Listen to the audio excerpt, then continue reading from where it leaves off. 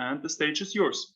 Okay, thank you. Good morning, good afternoon, good evening, everybody who's joined us today. My name is Lineberger. I am the founder and CEO of Microschool Builders. I am located in Pittsburgh, Pennsylvania in the United States. That's along the Eastern Coast.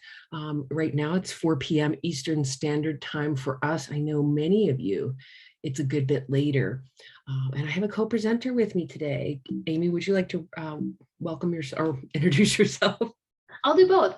I'm Amy Maratz, and I am the director, founder, lead educator at Awakening Spirit Homeschool Collaborative in Stillwater, Minnesota. And we're on Central Time, so it's really exciting to be here, to be with you, Mara. Fantastic. Yeah, you see me sort of jumping through my slides because all of a sudden my computer has decided to play games with me.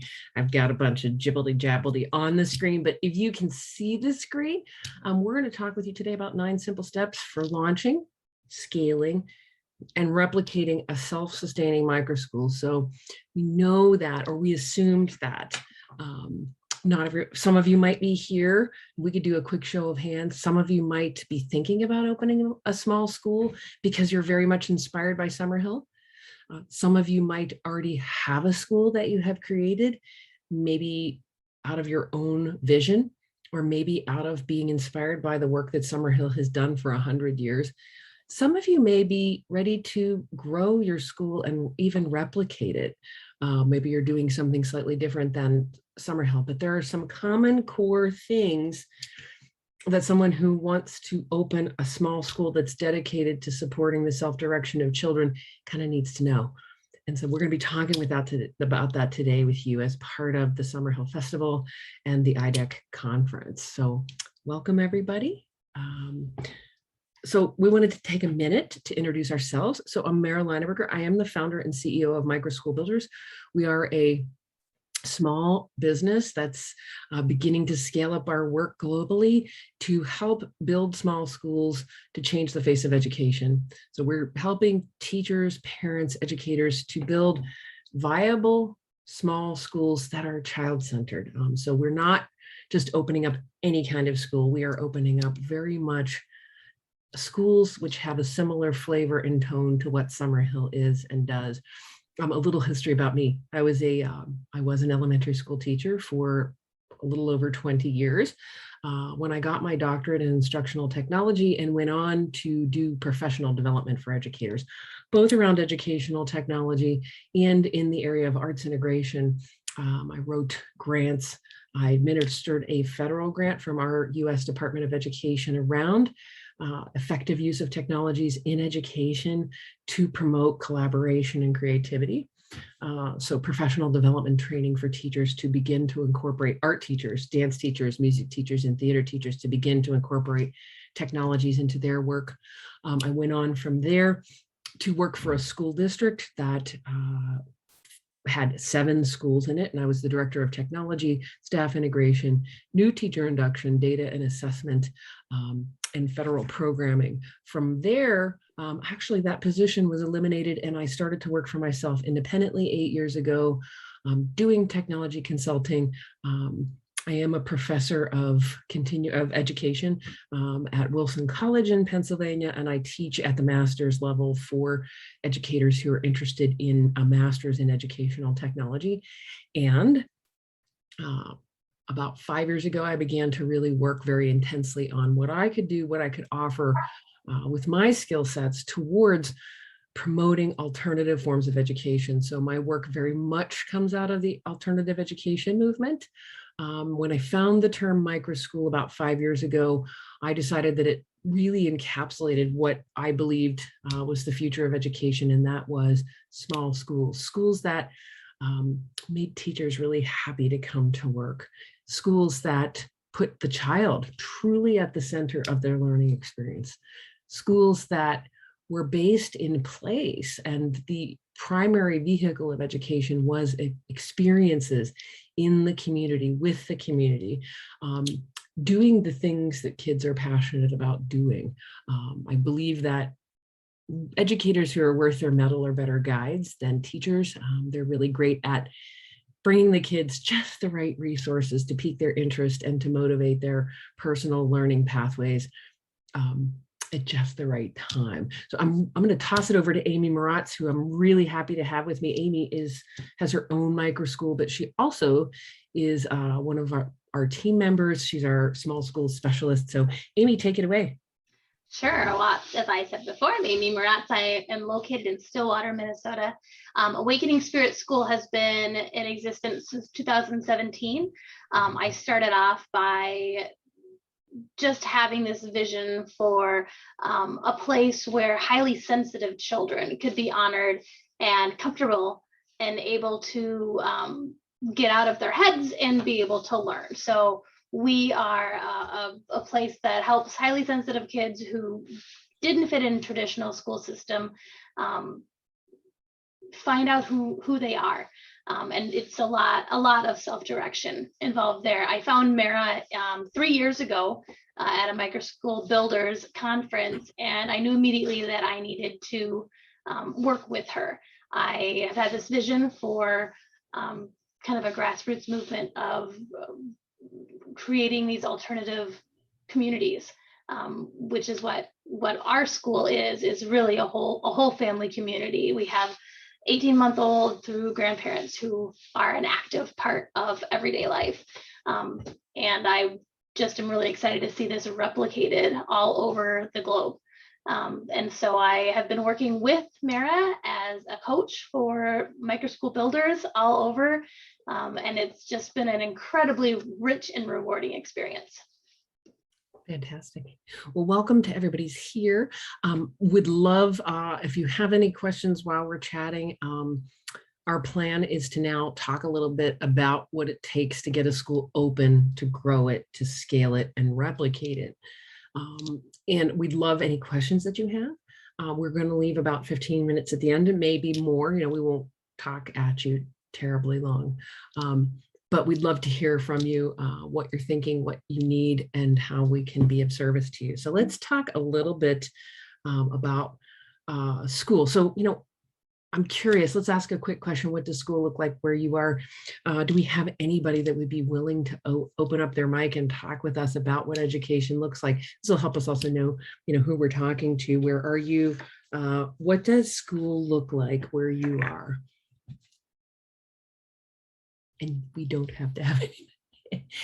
Amy, okay. Type into the chat too. Yeah. While we're waiting, Amy, in general, what does school look like in Minnesota these days?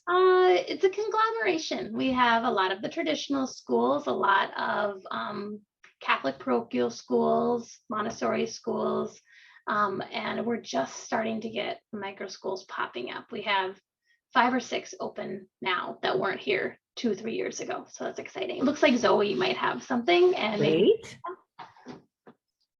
Zoe, you want to unmute yourself and jump right in? Yep. Hello, everyone.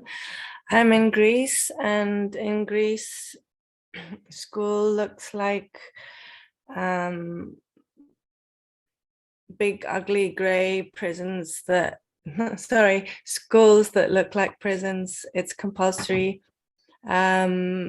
It's autocratic.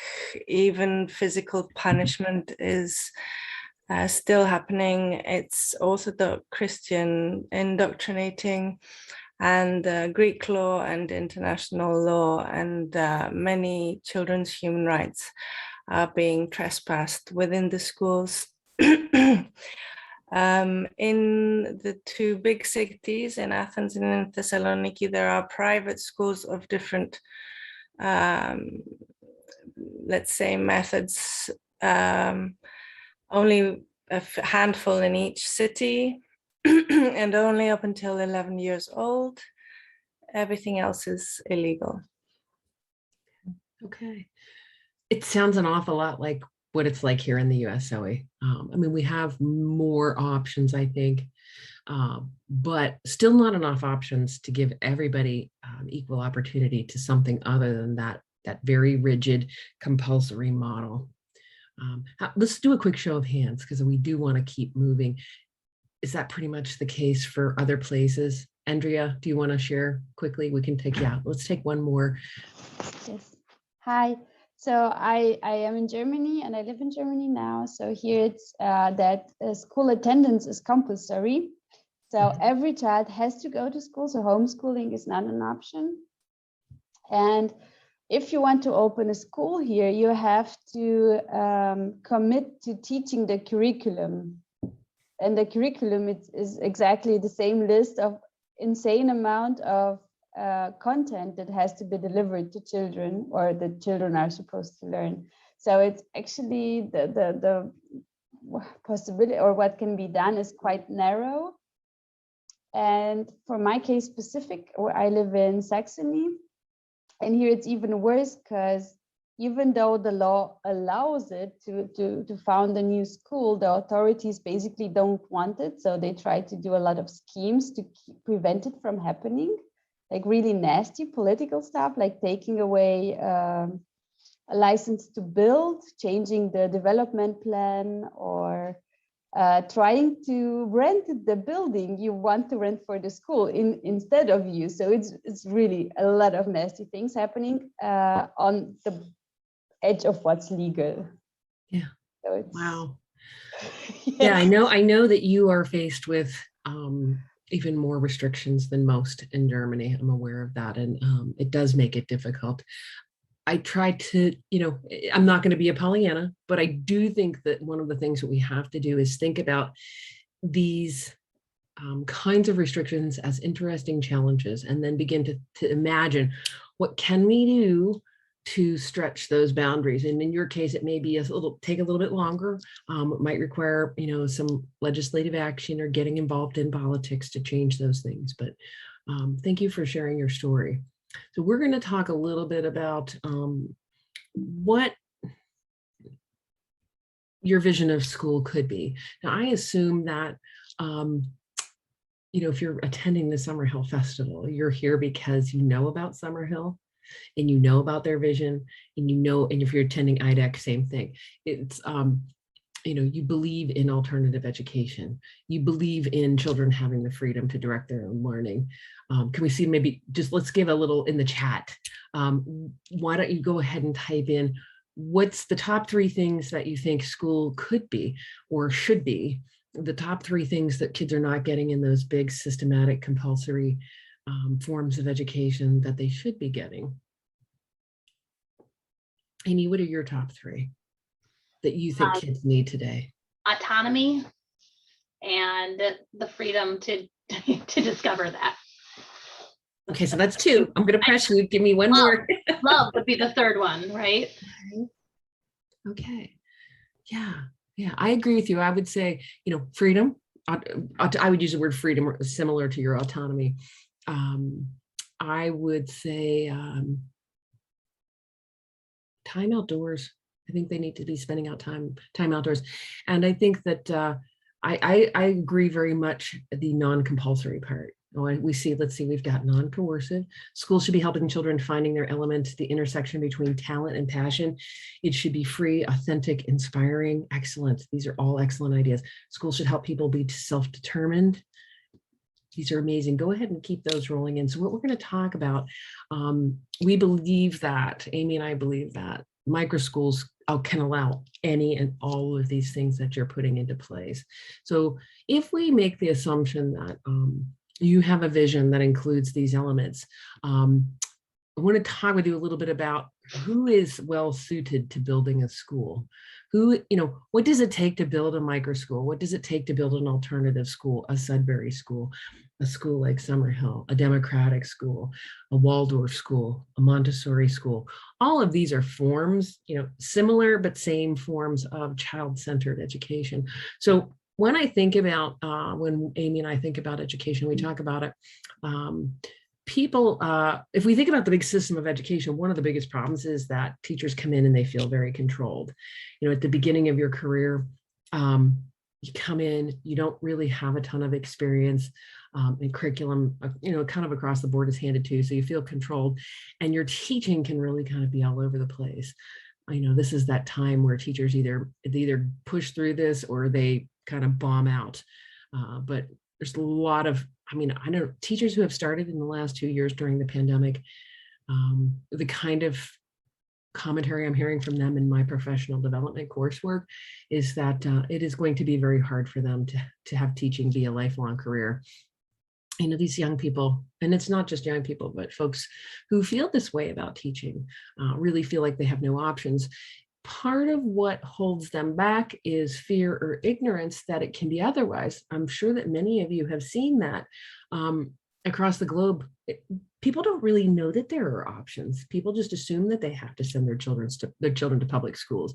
They might be aware of the Catholic schools or the private schools in their area, but fewer know about homeschooling or world schooling or road schooling, and even fewer know about microschools. So we're working on that. When people sort of move past that, they move into this stage that we call compliance. So think of this as the, educator who kind of gets the hang of teaching the curriculum, figures out how to get the work done that they're expected to do. Andrea talked about all of these curricular expectations. They figure out how to get that done, and then to have some time left over to do the things that they want to do that make them happy and make kids happy. We call that the compliant phase. There's a little bit more of a direct instructional model. It's a little less random, but it's kind of a ho-hum place to be. This is that place where teachers start to dream about something else. For some teachers, they're dreaming about retirement. For some teachers, they're dreaming about getting, basically skilled enough so that they can have their summers off and not have to be training and practicing and working all the time. It doesn't really matter what teachers' dreams are, but it's that place where there's enough bandwidth in their brains to dream a little bit. And then teachers tend to move into this phase that we call content. I personally think this is one of the most dangerous places to be as a teacher in public education. I was absolutely there. This is that person who is the master of the content. They're content and they're a master of content. And so these are the people who oftentimes become leaders within their department, or they move on to administration. They're maybe at the top of the pay scale. They're reasonably happy. They're able to take their summers off. They can see the value of a retirement plan growing, and they can see that if they just stick it out, they're going to make it to retirement. And that's what they're aiming for. They're envisioning a certain kind of future for themselves.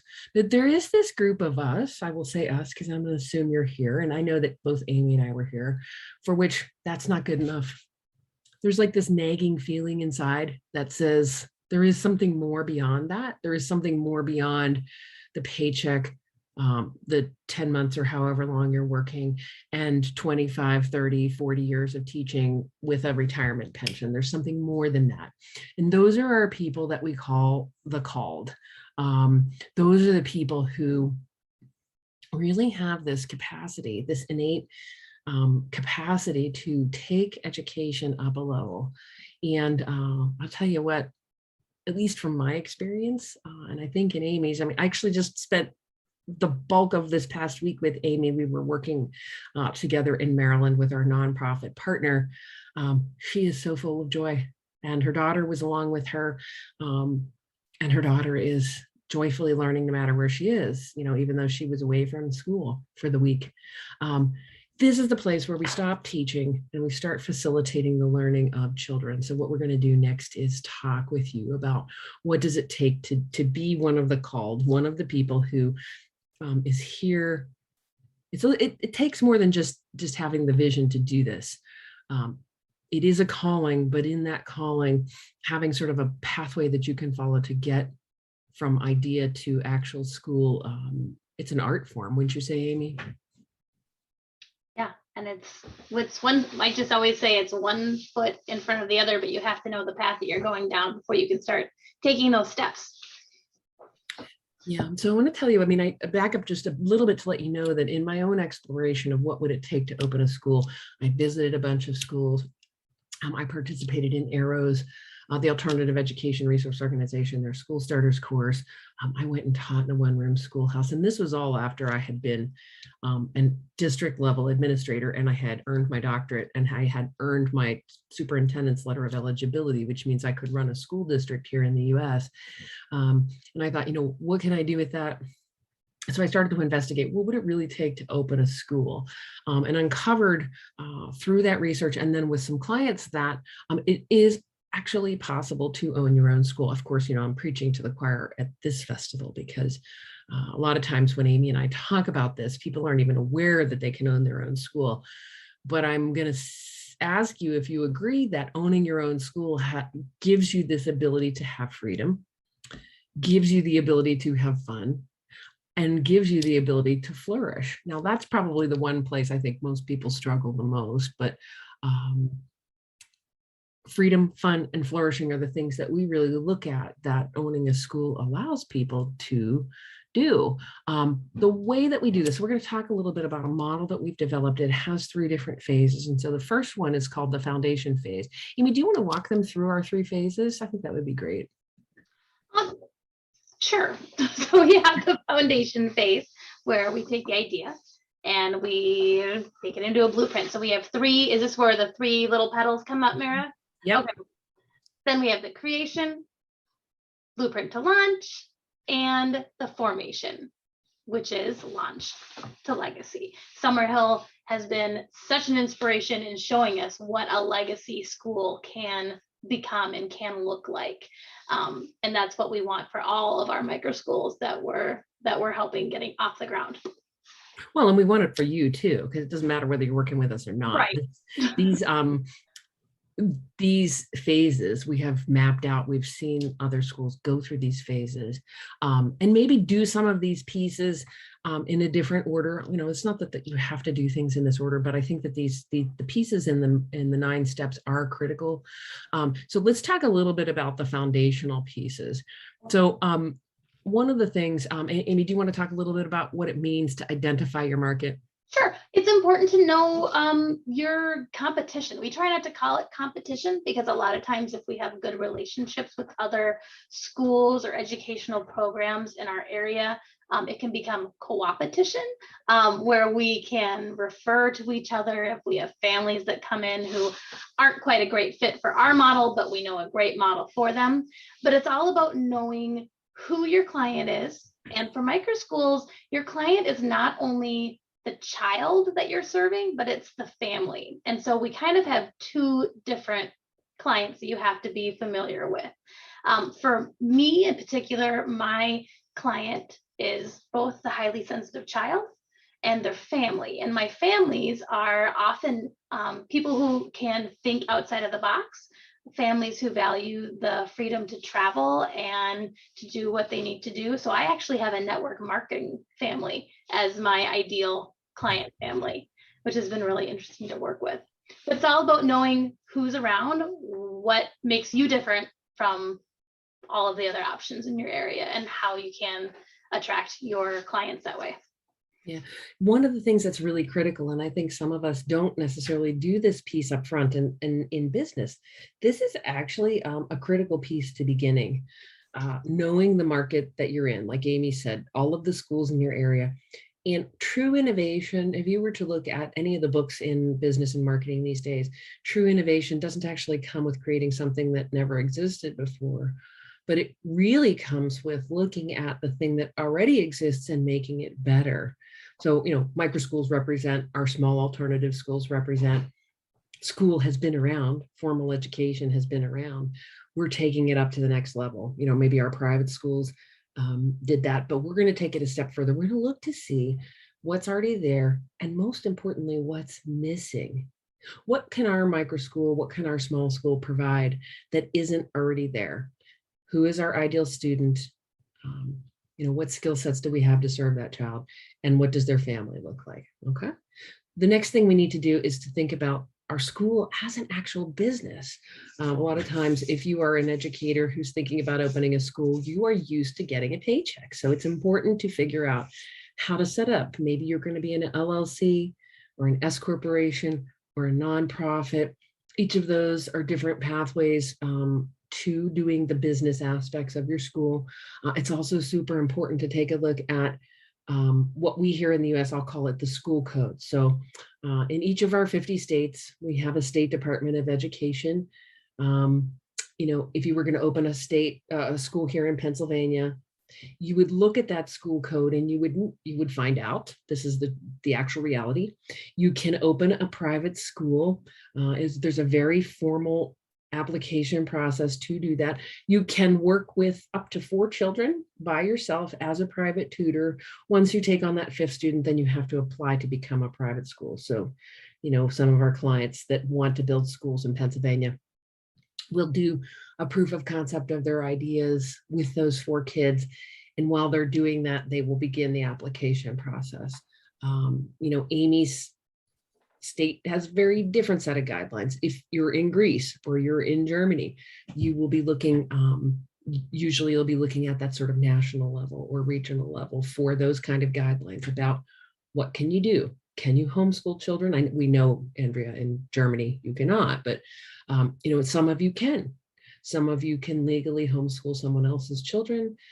Some of you will have a government that allows a fairly simple organization as a private school, or maybe you'll work under the umbrella of partnering with a church to be a church-sponsored school. Maybe you'll operate as a tutoring center. But there are several different ways to get started. And the point of that is doing all of the work to create and purchase or rent a building, purchase materials before you actually have people signed up to work with you is a very risky thing to do. So we'd like to recommend that if you're starting at the beginning, that you're doing what we call proof of concept. So you're starting with a nice small group of people legally, testing out your ideas and then growing your school versus trying to, come out of the gate with 20 or 30 kids. So the third step in this foundational piece we talk about building your brand. Amy, do you want to hit that part for everybody a little bit? Sure. Well, in order to maximize, I guess it would just be advertising dollars, because really, if we're running our school as a business, we have to think about marketing. We have to have a laser focused message that entices our ideal families to come. So building your brand is just making yourself look really professional, figuring out your elevator pitch, figuring out what your colors and logos are is a little bit of that. We try to not let people get sucked too far into the rabbit hole of doing that type of thing, but it does make a big difference when all of the material that you're putting on your social media pages or your other marketing is all uniform and presents the same message. Yeah, we want to present ourselves as the professionals we are. I was also thinking, we want to be able to clearly articulate what it is that we are going to be doing. I will talk with people all the time who announce to everybody that they're opening a school, and then nothing happens. They expect everybody to show up and say, I'm ready, I want to join you, but they don't really have the details worked out, and they don't instill confidence in their potential clients. I've met plenty of people who have meeting after meeting after meeting to talk about what the school might be like, and then there's no action taken in creating those things. As a potential school owner, you'll want to build confidence by mapping out all the things to be done and putting things on a timeline so that folks know. Part of why we do the foundational pieces, you've noticed we haven't talked about buildings or budgets or teaching materials or curriculum or anything like that, because what we're doing in the foundational stage is actually taking this vision we have for what might be there, mapping out how it can happen so that we can talk with people about that to gauge the interest. Because really and truly, there's no point in opening something that nobody wants. We want to create the thing that meets a very specific need in our community, something that doesn't exist in the sense of, I'm not saying doesn't exist as in totally brand new, but something that isn't being offered that kids need and want, that our families are actually already looking for. In the marketing world, they'll call this the pain point. So you're going to want to be thinking about, what is it that parents are struggling with? What is it that parents need? Here in the US, and I'm sure everywhere else, the thing that parents have needed the most during the pandemic has been childcare. Whether we like to hear that or not, they've needed childcare. So, if we can provide that, we can make sure that parents have really stable, a stable location for their children. And Amy, why don't you explain to them, just tell them a little bit about why you went to YearRound and how that meets the pain point of the parent who wants guaranteed childcare no matter what? Yeah. When I first started my school, I had a lot of entrepreneurs who were families, and they had the freedom to come and get the kids at 1 o'clock because we had a shortened day. As I started expanding, more of the families had the more traditional 9 to 5 job, and they needed to have a longer day. Not only that, but they needed things to do in the summer. And instead of having to piecemeal summer programs, 2 weeks here, a week here, a week here, I decided that we would just offer a year-round program. And our year-round, or our summer program, is a little more camp-like, and our year-round program is a little more academic. And I say a little more because being student-directed, the kids are in charge of the programming as it is, but we'll go swimming more in the summer and things like that. But it really helps those families that needed that answer to childcare. The kids are safe, the kids are happy, the kids want to be in school every day, and they're just all thriving. And we do have a couple questions. Gail offered to us that in Ontario, where she is, there is no requirement to apply as a school, but there are bylaws she has to follow about how many clients she can have. Zoe shared that she can't do a lot of this increase. Hopefully you're going to get some inspiration at least, because we can begin to work on some of those legislations together. You have to be aware that other people are able to do these things and to begin to ask for those things for yourself. And Gail's saying, but you could join an international private school as a group and continue. So there are ways around that. She's right. You can, there are always ways to work around the constraints, and we just have to be willing to look at those as challenges. So, if you're thinking about starting, these foundational elements should happen before you even start looking for a building. It's really, really tempting to say, well, actually, I met somebody once who said, I have a chance to buy this building. It's the perfect space for my school. Or I can buy all of these Montessori materials that somebody's selling. Which one do you think I should buy? And my answer, as you might imagine, was you shouldn't do either. Do you have a market for your school? Do you know that you can legally operate in your community? Do you have a vision, a mission, an elevator pitch, a statement of what your school is going to be that's going to get people to want to enroll? You don't need materials if nobody's going to show up. You don't need a building if nobody's going to show up. So once you have that and you can begin to talk, actually we should say, the elevator pitch is, it's a term from marketing. It's just a short statement that you can say in one breath that encapsulates the most important parts of what you're going to do, the transformation you're going to offer in a family, and it may not contain absolutely everything you're going to do, but it's the thing that will speak to the heart of the parent and get them interested in talking with you some more. So Amy, are you willing to do yours so they can hear what it sounds like? I sure will. Awakening Spirit Homeschool Collaborative takes families with highly sensitive children who currently hate school and helps them reignite their love of learning in 3 months or less. Now, she was on an elevator with somebody. And Gabriel has a question as well. Oh, Gabriel? Yeah, jump in, Gabriel. Hi, thank you.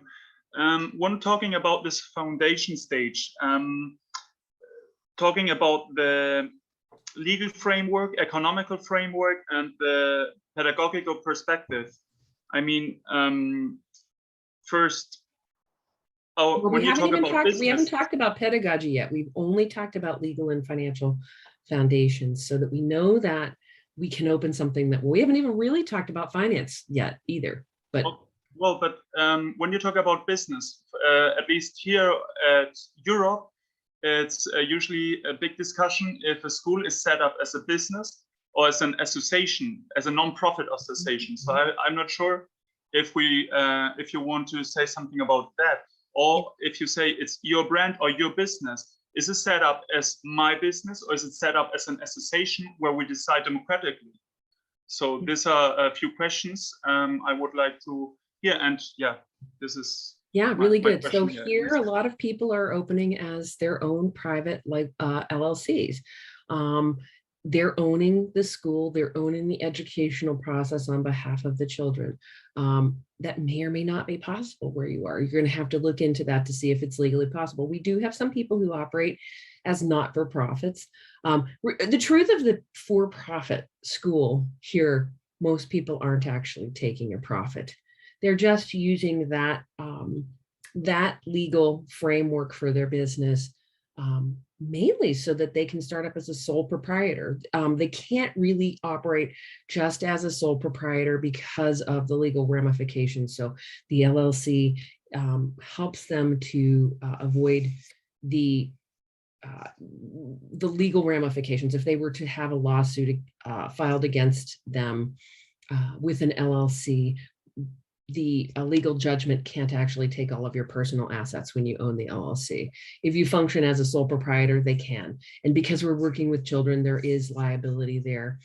You know, there's also the importance of having proper insurances and all of that along with your business and for your building that you're working out of. Now, Gabriel, what was the other piece? So that's sort of the, you know, you have to take a look at that.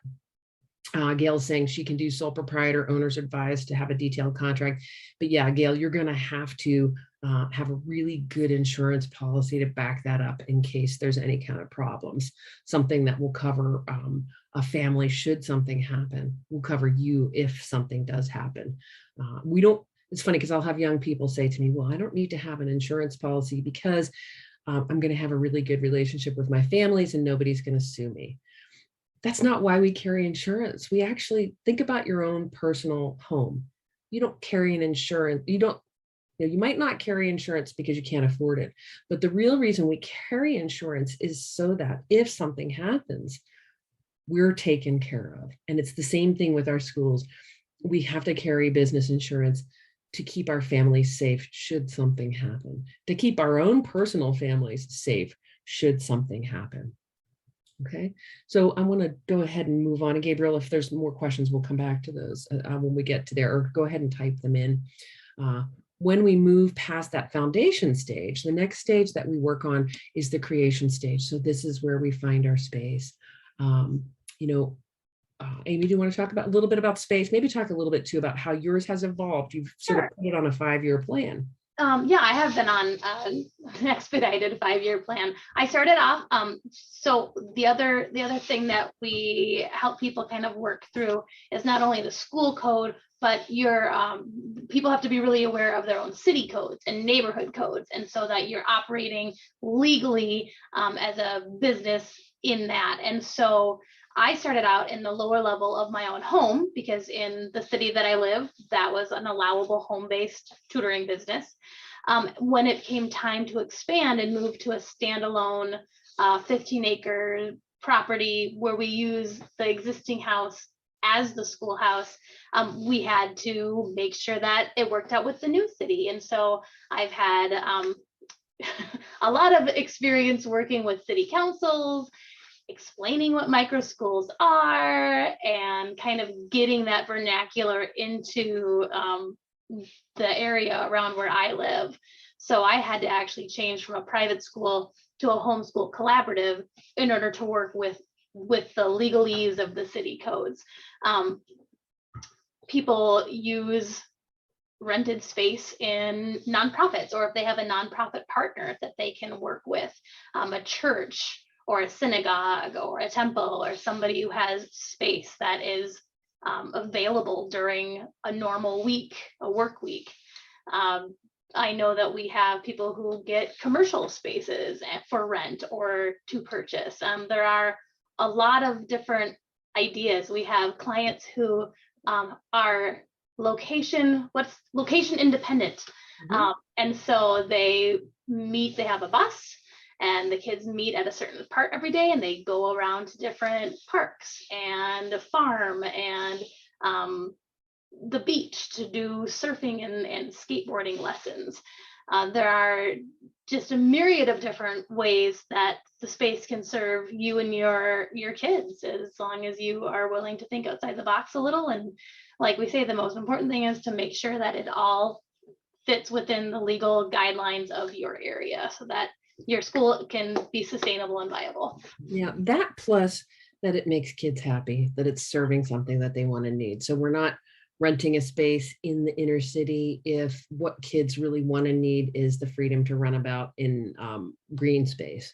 So we're looking for a space that fits the needs of what kids want and need, fits our budget, you know, is affordable, and actually we aim for the lowest cost that we can in the beginning.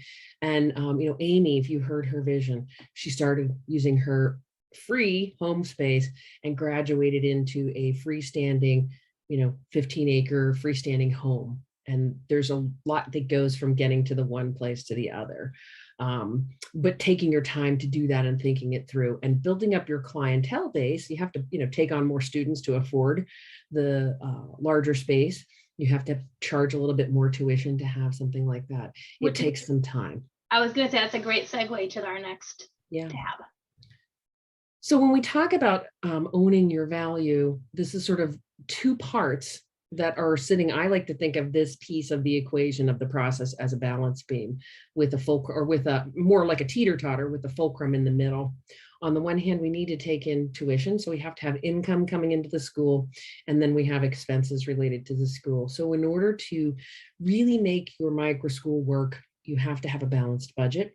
We actually also tell our clients, and we recommend to you, that when you work on your startup budget, when you're trying to figure out what you're going to charge families, that you make sure that you plan to take in 20% more than what you need to pay the bills, because you need to have set aside for taxes, and you need to build up a cash reserve for students coming in and out, families leaving and departing, unseen issues with, you know, Amy's property. I'm sure there have been things that have broken and needed to be fixed or replaced. So you have to have, happen, right?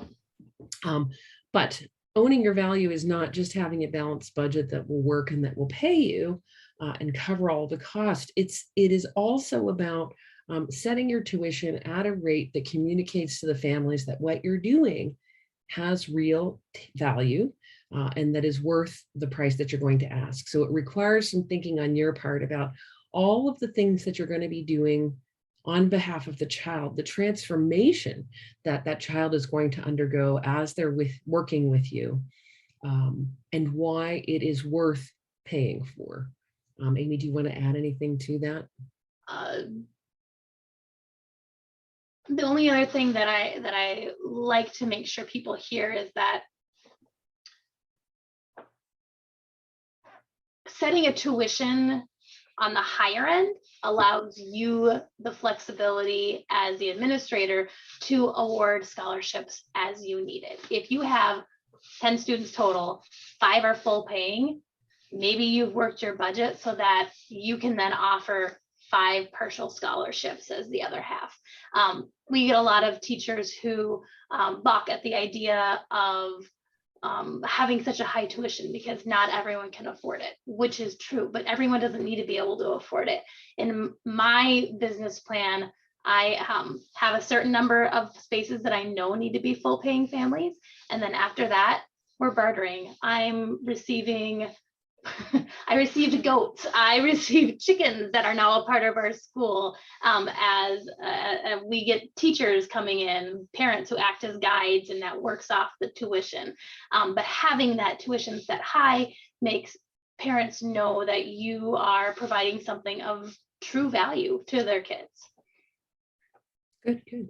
Okay, I do want to zip through because we're at the point where I want to take Q&A, but I do want to talk you through at least a couple of last parts. So foundation is for when you're beginning to think about the school. Creation is the place where we now know we've got people who want this, so we're going to find a space that we can afford.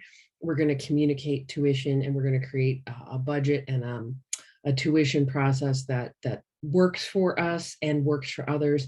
And then we're going to map out teaching and learning, and we don't really need to spend too much time on this, I think, because of the kind of conference this is.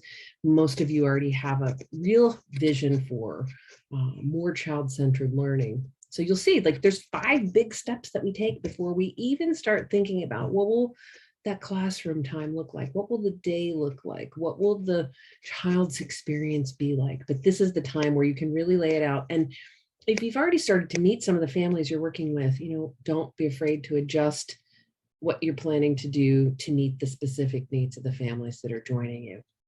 When it's time to actually go ahead and open your school, we recommend that you aim for 10 families. Now we call these our foundational families. It's really critical in the beginning to find 10 people who believe in your brand, believe in what you're planning to do, who get behind 100%, who are willing to pay you the price that you've set, because they really make or break your school. Why don't you tell them a little bit about some of your foundational families and what they've wound up doing because they are foundational? Right. Our foundational families have started a nonprofit, a Friends of Awakening Spirit School, so that even though I'm LLC, they now have a board that they've started that they can accept donations tax-free, which makes a lot more people want to donate to us, which is fantastic. And then if something as simple as organizing winter gear swaps between families and just really encouraging the whole community aspect. We have a community dinner night once a month where the teachers and guides are not allowed to bring any food and the parents bring all the food, and we have, just community time. So it's been really great. Well, I know you just told me this week that your nonprofit group are working on securing a passenger van, right? Yep. Yeah. That I wouldn't have been able to. I don't have it in my budget, that they were able to pull it together, and we'll have a shuttle that will be able to get kids out and about. Field trips and road schooling are a huge part of our school model. So that's really important. But you can hear with Amy, in Amy's sense, these parents, because a lot of them are entrepreneurs, they totally get that she's a business. And then they have found their place in supporting the vision she has through creating the nonprofit that serves the specific vision that she has for Awakening Spirit School. And that's the place where they can make the most impact.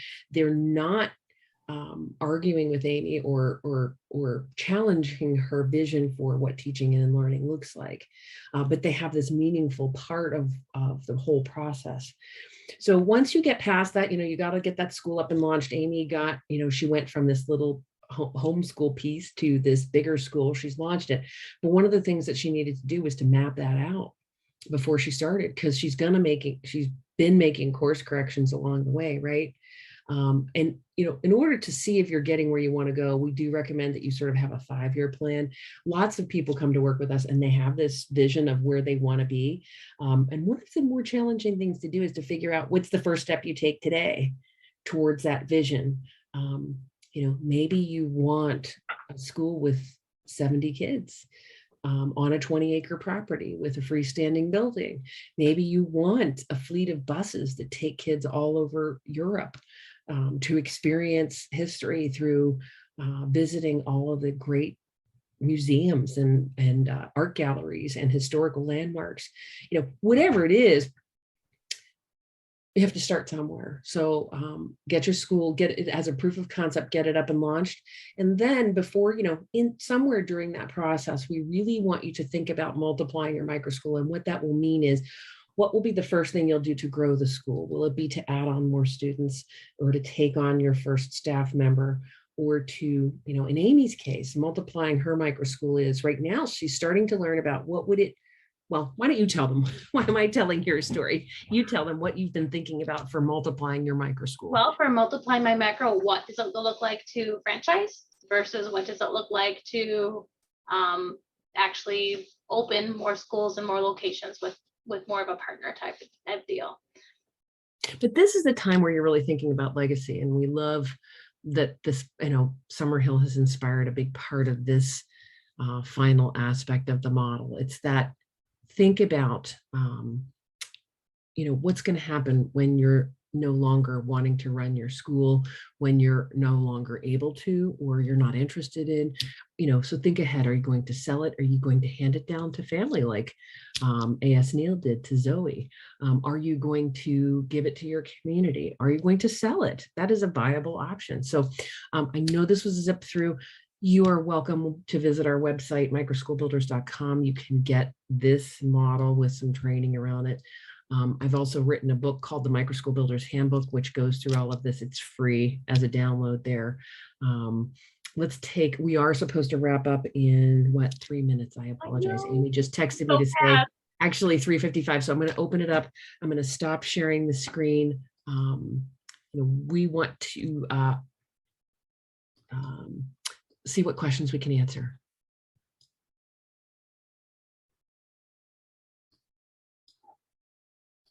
I know, Gabriel, you had some. Do you have any more?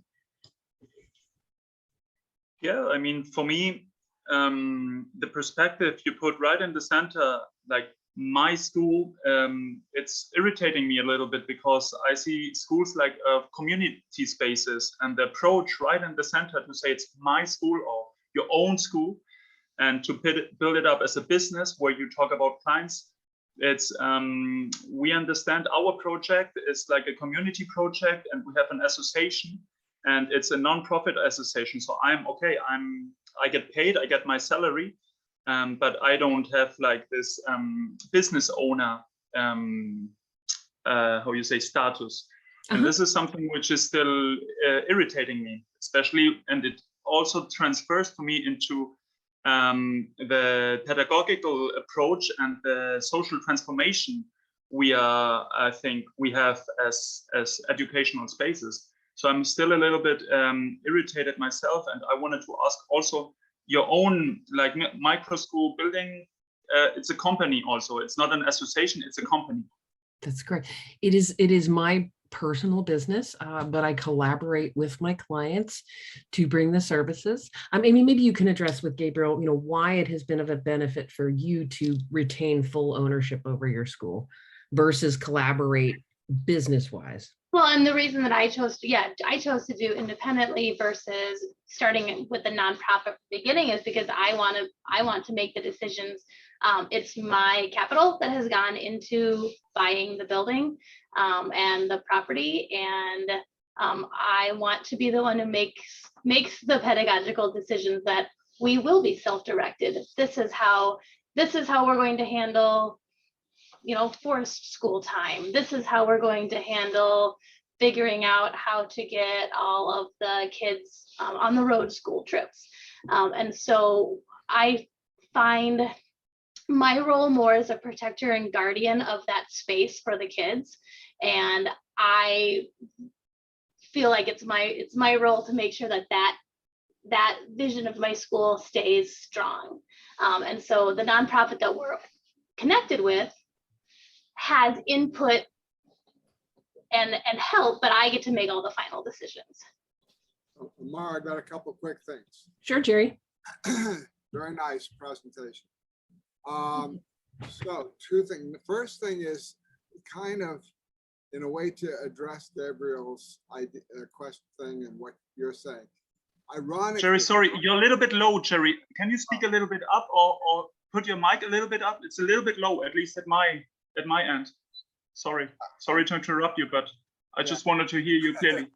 Okay, couple of things. First of all, ironically, we tell our school starters that they should not do a co-op, that it should be their vision, and that they should retain it, because there aren't a lot of people who really understand how to empower students. And another thing related to that is sometimes people ask why certain the adult part of some of these things is not democratic. You're not doing a democratic school for adults. If you were, that's fine. But what your organizational aspect of it does not necessarily have to be, or maybe shouldn't even be, democratic in order for you to accomplish what you want to accomplish. Last question I have for you is, do you keep track of the people who've started micro schools? The ones that we've worked with, absolutely. We're up to, I think, 25, Amy, that we've served. And out of those 25, we've got over a dozen that are up and operational this year. Do you list them? We are listing them internally at the moment. They are listed in various places. Yeah, we have a listing of some of them on our website, but I'll tell you what, the work, and as you know, Jerry, there's so much interest in the building of small schools that we're spending most of our time working directly with people versus promoting. And, this is a real break for us to actually take, a couple hours in the afternoon to talk about schools, because most of the time we're just working directly with people trying to get their schools open and to navigate all of the challenges that come, because there are a lot. It can be a heavy lift. But if, I think really the testament to Amy's school is she had this vision, she held to it herself, she got the support she needed, and she found the families that believed in it and were willing to pay for it. That has allowed her to serve a very broad range of students and to grow more rapidly. Anything else, any other wisdoms you have, Amy? No, I just stuck the website of my school. It does, obviously websites are websites, but anybody's happy to go and take a look at it. That would be great. Also, if you have any further questions, I know Mara would welcome. Did you think email would be the best way to do that, Mara? Yeah, you can email me. It's mara@microschoolbuilders.com. But I welcome you to just visit our website. Like Amy said, you spend a little time on the website, but that's not really what we do. Let me make sure I spelled it right. If you want to talk with me, you're welcome to do that. You just take my website and do /calendar, and you can book some time to ask some more questions. I'm happy with any of you who want to talk with me further about your thoughts. And Gabriel, I'm happy to talk with you more specifically about why we're tending to coach for-profit as opposed to nonprofit, because there's a lot more to it. We're trying to shift the narrative about education and shift its value, and more importantly, to shift people's perception of the value of educators and the role that they play in a child's teaching and learning process. So thank you so much for allowing us to join you today. I'm sorry we didn't have a chance to answer more questions, but if you want to send them off to us, we will respond to all of you. Oh, Zoe, repeat how we can book time with you. Yes. Okay. So I'm going to put that in. It's www.microschoolbuilders.com. I'll put it down here in the bottom. Just wanted to say this. There's nothing booked afterwards. If you want to extend a little bit more, if you want to. Oh, yeah. There's no meeting behind this. So if you want to go a little bit longer, from the organization structure is no problem. We're happy to stay. So Gabriel, I want to address, really what your issues were. And I totally get it. The natural tendency is to actually to be set up as a nonprofit because it seems distasteful to say, I'm going to charge for the services that I'm going to bring to these families, because we're very much, at least here in the US, we're very much, our system of public education, compulsory education, is a little over 100 years old. So we're already 2, 3, 4 generations into, this is what we know. This is what we expect. Education should be free. And then we're very used to seeing private education being this very expensive elite service that isn't accessible. So it's kind of like you can have the free version or you can have the very expensive version.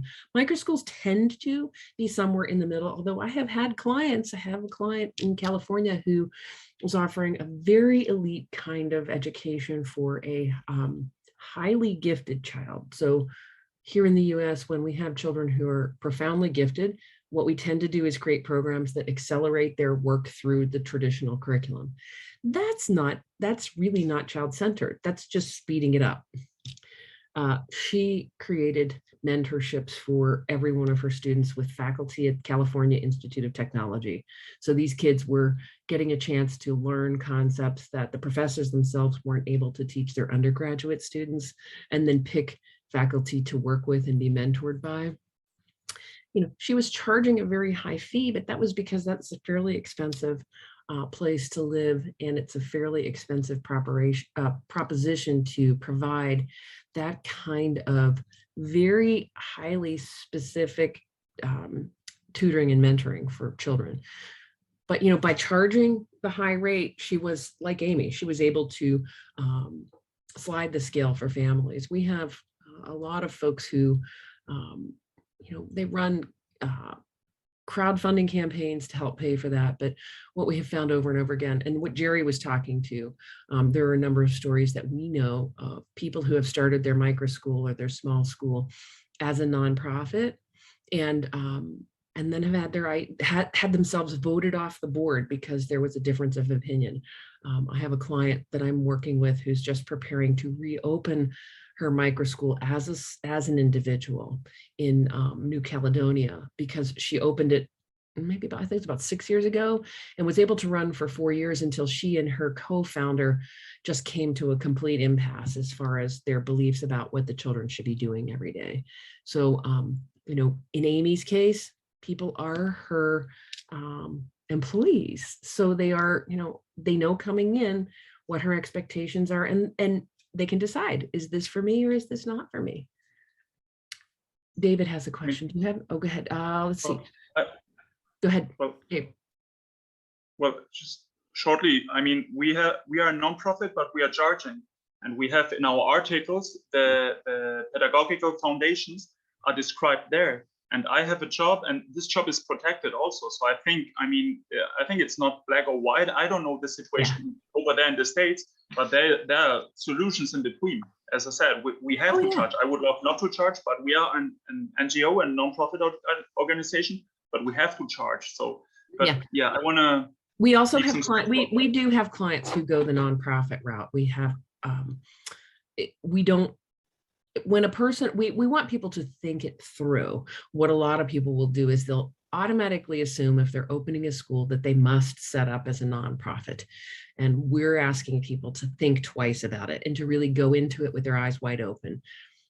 But we do have people who wind up choosing to be a nonprofit. And a lot of times it has more to do with they already have gained interest in their idea from somebody who wants to donate money, but also wants to get the tax benefit of the school being a nonprofit.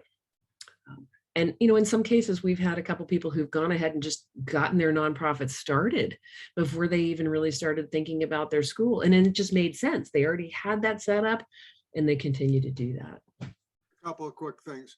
One is, of course, in the course which you took, you might remember that we strongly encourage people to have a kind of a sliding scale tuition. So the people who could afford would pay, but you would not be an elitist school. And that's to the advantage of the people who do have money to have their kids exposed to a variety of kids. And so that's how most of the schools that we've helped to start operate. Mm-hmm. And also the other thing about a board, and I've said this, it's related to the other thing of not starting a co-op, and that is, your board should be trustees. That is, people you can trust, not people who are out there to raise money for you or try to tell you what to do. So you have to be very careful about that. Their main job is to just let you do the, you know, run the school. Right. Yeah, the difference between the work that Jerry and his team do and the work that Microschool Builders does is we spend a lot of time looking at the business aspects of the school so that the business is viable and actually pays well, because an awful lot of people are wanting to start schools, and what we're finding happens is schools will open and then within a year or two they'll close because they aren't able to cover the costs of the business. They have unexpected costs come up. They're not able to market to and retain families that are able to pay tuition, and so you know, it's this revolving door of students and it's this constant battle to get enrollment up. And then ultimately there is this failure. There's not this ability, you know, really here in the US, the goal is to get out of the red within 5 years and to be showing the ability to cover all of your costs in less than 5 years. And we will see a lot of people unable to do that. And David had asked, do we have any working system? Yeah, we do. We have a free Facebook group. That's a great place to get started. We do have some paid services that we offer for people. You know, we have legal counsel, we have marketing people that we work with. We have an HR person, and we also have business and finance people that we work with and make them available to people who, you know, might not know where to even start when you go to get that kind of advice. Zoe, did you have a question? Yeah. So when I wrote in the chat that none of the list of the options that you gave in the beginning are an option here, I was being literal. Yeah. So I'm wondering how we, for example, or anyone in a extremely repressive context could use your help. And what I'm realizing more than ever now is that the fact is that whether you're a non-profit which charges like Gabriel's School, or I don't know what it's called for you, a private one-person private company. I can't remember what term you. LLC? Mm-hmm. Yeah. It is possible, if the intentions are child-centered, to run the exact same kind of school, with the basic difference being that the person who owns the school is legally liable, while in the other case there is no legal liability. Another change being that in the one case, the founders of the school can be removed from the school if the group chooses. So these are the two differences that I see. And I'm wondering, okay, so let's say in your situation, you have to balance which of those dangers and risks are the worst. So for example, in Greece, being anything private means that you can't offer your services to anyone, because you can't have low fees, because or you can't even have reasonable fees because of what you have to be in order to be a private operation, a private organization. So do you have any experience? I mean, do you work with those kind of micro schools that are in a similar situation that can somehow make you see which option is the best in a repressive context?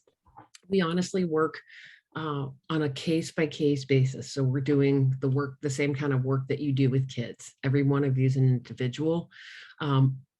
For the first year, we primarily focused on schools being open here in the US. But this past year, we've had a client in Canada, one in Peru, and now one in New Caledonia. So we're beginning to stretch our wings a little bit, but it's a case-by-case basis. We work with our clients individually to navigate the specifics of where they are and what they can achieve based on what's possible. So I think the microschools movement is really aimed at raising awareness about the benefits of small educational settings. One of our hopes is that the big system of education, look at what we're doing. Frankly, we're using all of the best practices that are known about as far as teaching and learning are concerned. They look different when you go from school to school to school, because there's some differences in the owners and there's differences in the students and what they want to be doing. Like Amy said, her kids are attending a one-room schoolhouse kind of school that they spend a lot of time outside and they travel. But then our client in Texas is on a ranch, and it's mostly boys working with their hands to build things as their main vehicle for learning. And then there's the school in Florida where the kids are on a surfboard, a skateboard, on a kayak, and working with their hands in a farm space. They look different, but kids are all still learning very, very similar core foundational concepts. How each one of those has opened and has been able to operate legally has been on an individual, one by one case of figuring out how to make that happen. So yeah, Zoe, I'm happy to talk with you more specifically, and if we have time, you can share your situation, and we'll see what we can coach and how to begin looking at that. Does Spring Academy exist yet, or it's your vision for a school? It's been operating underground for 5 years. Okay, so you have interest, yeah? You have your foundational families. No.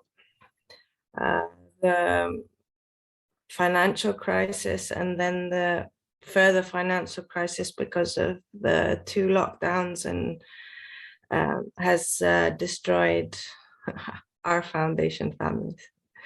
Well, it's been hard for them to maintain the ability to pay, right? Yeah, but also lots of people have become very ill and mentally ill. Okay. Okay. I'm happy to talk with you, one-on-one to see if we can't coach a little bit around how to get that up and going. Because the thing that I can tell you that I hear is if you've been working on this idea for 5 years, you have some legs to your idea, and if you feel like you have the energy to keep going, then the key is the next step is to figure out what's the next way to turn. I truly believe in my heart of hearts, there's always another way to do things. Well, thank you, first of all, and very much appreciated. And I'll take you up on that. Yeah, And what I'm thinking, just in case it's of interest to other people, is how to combine what seems on a political and social, but also legal and in financial, in terms of the taxing system and the special situation of the financial crisis. What's best is a nonprofit with secured positions, like Gabriel said. I don't know how to do that. I'd love to know, Gabriel. And using the model that you're proposing, even though it's not an LLC or whatever you call it. And you probably have a different designation for that, but it's some kind of, the LLC stands for, oh gosh, Amy, is it legal?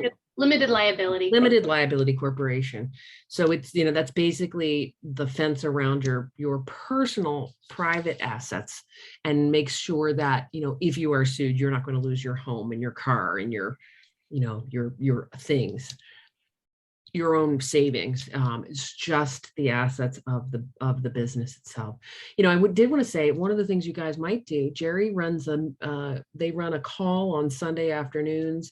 I don't know if you're doing that tomorrow, Jerry, but it might be a place where Gabriel could come in and talk about the way that he has set up his nonprofit to help Zoe. Yeah. We're not going to do it tomorrow because Not tomorrow. I compete with Summerhill. Right, but maybe the following Saturday, if you a week from tomorrow, Pat Ferenga will be speaking about his new book with John Holton, where he revised John Holt and all that at the Sunday thing. Okay. But it's generally open for whatever people want to talk about. One of the things I want to throw out there is something that involves learning a whole new skill in order to not be an elitist school, and that is fundraising. And so, for example, one of our welfare kids, when he graduated, he started a bingo, and that raised about $100,000 for us. And, there are other examples that I became a licensed auctioneer. We made a few $1,000s every year doing auctions, people donating stuff and all that. And so, but that's a whole other thing, a way of avoiding just having high fees for only elite kids. Mm-hmm. Yeah, we have one of our schools that, has the tuition. So part of setting the tuition price tag high is that we demonstrate the value. But we have one of our people that we've worked with who every 6 months runs a Facebook fundraiser for two half tuitions.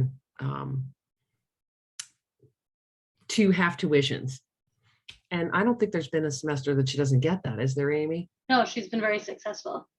And that's just a personal ask to all of her friends on Facebook. They believe in what she's doing. So yeah, there are many ways. The hard thing about starting out that way is just, getting those 10 families in who are gonna, or, we say 10, it's an arbitrary number, but it's a good ballpark figure. Getting them in and paying adds a level of stability and allows you to have more freedom to work on curricular routines, rhythms, instead of being always chasing after the dollars to pay the bills. That's the hard part in the beginning. And when you begin to think about this as a real business, yes, there's nothing wrong with fundraising. We have lots of people doing it. We have when we work with clients, we teach them how to do crowdfunding, and crowdfunding is a great way to generate revenue for a specific need that you have at your school. but it does something far more important than just raising money. It raises awareness because there is an art to crowdfunding that that helps to give exposure to your project to a much broader audience that you would get than you would get just within your own social networks. Another thing, though, is to not necessarily see kids as equivalent to money, and actually having a business that supports what you do too. For example, Mary Lawyer, when she started the free school in Albany, went around to her inner city buildings, and they bought up a bunch of them at auction for as little as $500. And to this day, the rent on those buildings helps defray the tuition, and they're still with a sliding scale, and they've been going for 50 years. Yeah. Gary, I do want to correct you and say we don't actually endorse the commoditization of a child.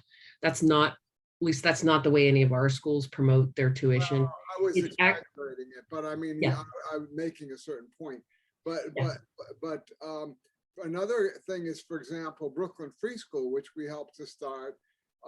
They have a gala every year that they raise a lot of money at, and other schools. So there are different ways you can do this, and they are continuing with their sliding scale, tuition, and they're fine. The teachers get paid okay, and all that. Yep. Yep. The point that we do, and again, it's kind of hard to do it in just an hour-long session. Amy and I spend a lot of time helping people to begin to understand some of the mechanisms around what's called a value proposition. So that is if you look at any business out there, they're going to say, for this amount of money, you're going to get this experience, or you're going to get this transformation in your life. It's that ability to communicate that, understanding what it is that you provide a family. I mean, in Amy's case, she's not just providing the child an experience. So like actually during COVID, you've been super effective, right? You've created this place, a safe place where your children could actually go to school unmasked because every family committed to a very rigorous commitment to health. A contract even of a just personal awareness and responsibility for each other's health. Which also meant, Zoe, that they were able to, like Amy made the school available for Thanksgiving last year. So this big American holiday, these people were not able to see their families, but they were able to go to school and celebrate together because we operating as, a pandemic pod is what the wordage was in the US. So we just, and there's a high value to that. People were very happy for that. One of the things we've seen with the pandemic here is that, so we said childcare was like number one, but then people have wanted their children to be able to have their friendships and to have social interactions with other children. Amy's been able to guarantee that. That had a lot of value for her family. So, Jerry has they have a different way that they approach it. And we're just approaching it from, school as a business, for-profit set up, because we actually have seen this. People look at our work very differently.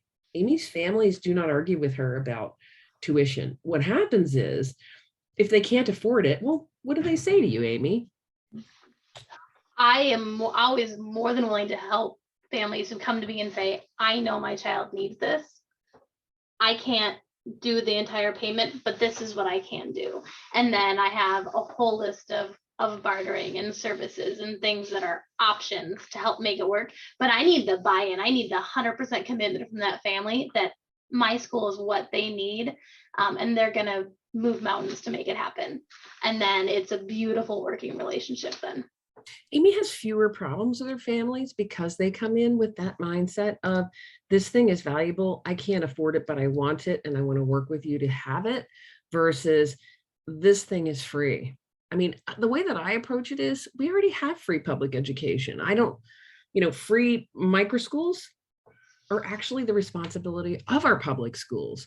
And we are partly doing what we're doing because I have seen, having worked in public education for 25 years, school districts, school boards here in the US absolutely are watching what businesses are doing. And they are borrowing the hot, cool, new, trendy ideas from what businesses are doing. You know, here in the US, we have tons of schools who are adding maker spaces and coffee shops at the high school level, but they aren't changing the teaching and learning practices to go with that. They aren't giving kids freedom to move about the schools whenever they want to, however they want to decide when they want to start in the morning, to decide when they want to take a day off. None of that kind of stuff that gives real autonomy. So they're adding the shiny buttons and whistles. With our microschools, we're actually showing what it looks like when you have those things, plus you give learners autonomy over their own education. So any more questions, or maybe we'll go ahead and wrap up. Go ahead, Gabriel. Short question. When talking about microschools, does this include a certain amount, a maximum of kids being there? Is there some kind of dimension? Yeah, so we work from the sort of definition of no more than 150 kids. However, we actually, when we work with clients, we recommend about 10 to start, 10, 12, you know, some of it has to do with how the budget works. But we recommend, you know, one person working with about no more than 12 kids to start, and then expanding from there. So Amy, you started with a smaller group than that. I started with 5. And then as we expanded, I've kept my student to teacher ratio 1 to 8. So that's super important just for me, just to be able to be there and supervise the forge in the backyard and the axes out in the forest and everything. To have, you know, 8 to 1 is what we do, kids to adults. But it's the business aspect. But not more. Okay. Now, how many kids? Tell them, Gabriel, how many kids? Not more than. In our school, we have 40 families. And how many students? Yeah, it's around 40. We have 2 groups. One is like what you could call a nursery group, which is 12 little children, up to 16 maximum. We are building up with 3 adults. And then we have from 3.5 years till 12 years.